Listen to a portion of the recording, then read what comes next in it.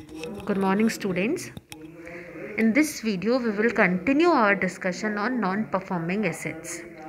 We have already discussed, in the previous video, we have already discussed the meaning of NPAs, where we learned that NPAs are basically those assets which stop giving the return to its investors. Normally, the period to consider an NPA is 90 days. अगर 90 days तक किसी भी return नहीं मिलता है किसी भी asset से, तो उसको हम एनपीए कंसिडर कर लेते हैं. The NPAs is a loan or advance wherein the interest or installment of principal remain overdue for a period of 90 days. We have also discussed the reason for rise in NPAs, where we learned that one of the main reasons for rise in NPA is relaxed lending norm, especially for corporate firms, where their financial status and credit rating is not properly analyzed. Also, to face competition, banks were hugely selling unsecured loans, which attributes to the level of NPAs. Another reason was bank did not conducted adequate contingency planning, especially for mitigating project risk. They did not factor eventualities like failure of gas project to ensure supply of gas or failure of land acquisition process for highways. Restructuring of loan facilities were extended to the company that were facing larger problem of over leverage and inadequate profitability. This problem was more in public sector bank. And after that, because of unforeseen economic shocks like demonetization and COVID, it also led to rise in NPAs. So in this video, we will discuss what are the impact of NPAs. So if we discuss about economy, the lender suffers a lowering of profit margin.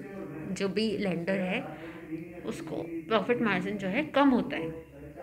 Stress in banking sector causes less money available to fund other projects. Therefore, negative impact on larger national economy.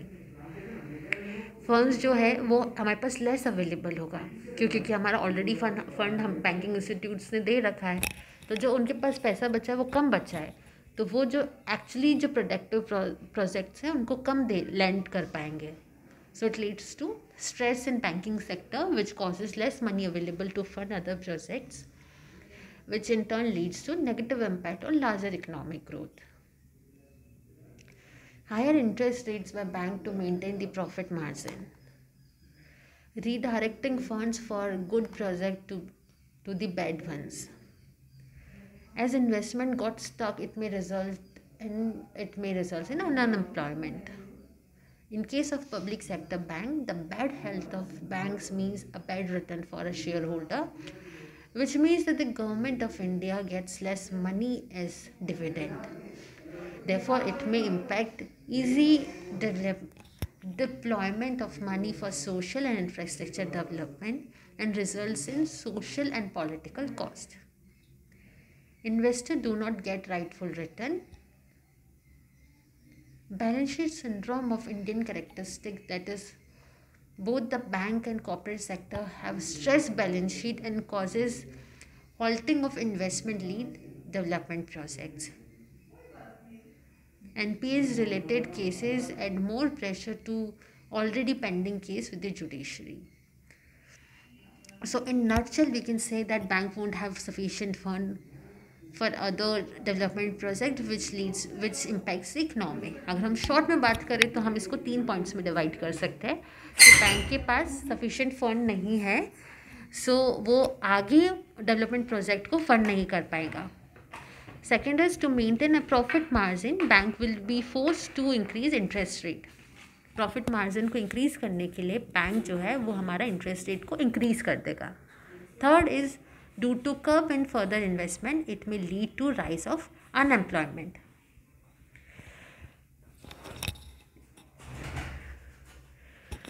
Now let's talk about the various steps taken by the government to tackle NPAs. The first is corporate debt restructuring 2005. It is for reducing the burden of debt on the economy by decreasing the rates paid and increasing the time the company has to pay obligation back. Then we have 5:25 rules. It is also known as flexible restructuring of long-term project loan to infrastructure and core industries. It involved refinancing of long-term projects. It was proposed to maintain the cash flow of such companies since the project timeline is long and they do not get the money back into their books for a long time. Therefore, the requirement of loan at every 5 to 7 years, thus refinancing for a long-term projects. Then we have joint lender forum. It was created by the inclusion of all PSBs whose loans have become stressed. It is present so as to avoid loans to have same individual or companies from different bank. It is formulated to prevent instances where one person takes a loan from one bank to give a loan of other bank. Basically, it is done to avoid a situation where a loan is taken from one bank to repay the loan from another bank. Then we have Mission Indradhanush. The Indradhanush framework for transferring the PSB represents the most comprehensive reform efforts undertaken since banking nationalization in the year 1970 to revamp the public sector banks and improve their overall performance by ABCDEFG formula. It is basically the most comprehensive reform undertaken to improve the functioning of public sector bank. Then we have strategic debt restructuring, SDR. Under the scheme, banks who have given loan to a corporate borrower gets the right to cover the complete or part of their loan into equity shares in the loan taken company. Its basic purpose is to ensure that more stake of promoters in reviewing stress account and providing bank with enhanced capabilities for initiating a change of ownership in appropriate cases. Basically, and thus the corporate who have taken loan from bank, if they are unable to repay, then the bank can convert part or complete loan into equity shares. Then we have assets quality review. This is a kind of preventive measure involving early identification of assets which could turn out to be threats at later stage. Then we have sustainable structuring of stress assets, 2016. It has been formulated as an optional framework for resolution of largely stressed account. It involved the determination of sustainable debt level for a stressed borrower and bifurcation of outstanding debts into sustainable debts and equity, quasi-equity instruments which are expected to provide upside to lender when the borrower turns around.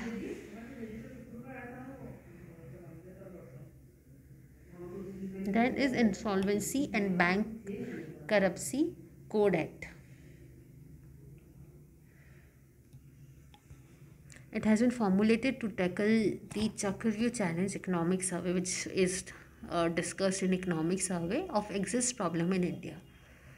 The aim of this law is to promote entrepreneurship, availability of credit, balance the interest of all the stakeholders by consolidating and amending the law relating to recognition and insolvency resolution of corporate person, partnership firm, individual in a time-bound manner, and for maximization of value of assets of such person and matter connected therewith or incidental therefore.